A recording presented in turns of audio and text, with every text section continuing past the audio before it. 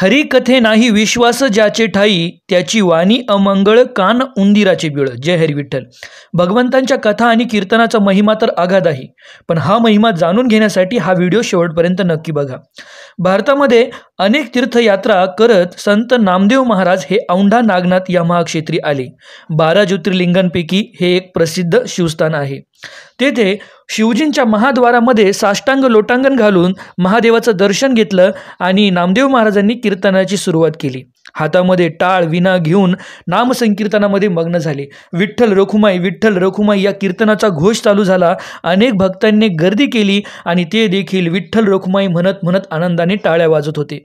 तेव्हा सोवळे नेसलेले काही ब्राह्मण त्या ठिकाणी शिवपूजेसाठी येत होते, पण गर्दीमुळे त्यांना मध्ये जाता येईना. त्यावेळेस बाजूला व्हा, आम्हाला स्पर्श करू नका असे ते सांगू लागले. त्यांना दर्शन घेता येईना. त्यावेळेस ते संतापले आणि ते म्हणाले की नागनाथाला हरिकीर्तन आवडत नाही, तुम्ही पंढरपूरला जा आणि निर्लज्जपणे जसं नाचायचं त्या ठिकाणी पंढरपूरला नाचा, इथे नागनाथासमोर हरिकीर्तन करू नका, नागनाथाला हे आवडत नाही. या प्रकारे सांगितल्यानंतर नामदेवांनी त्यांना हात जोडले आणि सांगितलं, हरी हरी हरी मंत्र हा शिवाचा. भगवान शिवजी हे कायम भगवान विठ्ठलांचे श्रीकृष्णांचे गुणगान करत असतात, त्यांना हे फार आवडतं. परंतु जर आमच्यामुळे शिवजींना तुम्हाला व्यत्यय येत असेल तर आम्ही मंदिराच्या पाठीमागे जाऊन कीर्तन करतो. आणि मंदिराच्या पाठीमागे जाऊन नामदेव महाराज आणि इतर वारकरी वैष्णव हे भगवंतांचं कीर्तन आणि गुणगान करू लागले. परंतु जर भगवंतांचं गुणगान चालू असेल तर शिवजी ते ऐकल्याशिवाय कसे राहू शकतात? वैष्णवानाम यथा शंभू.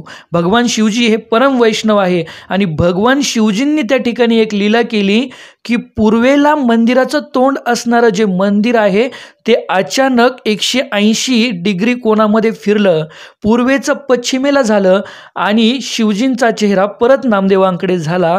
या प्रकारे हा महिमा आपण जाणू शकतो की भगवंतांचं नाव आणि कथा या शिवजींना देखील किती आवडतात.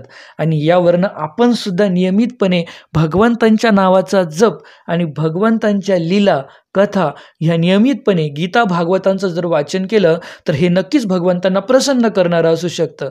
हरे कृष्ण कृष्ण कृष्ण हरे हरे, हरे राम राम राम हरे हरे.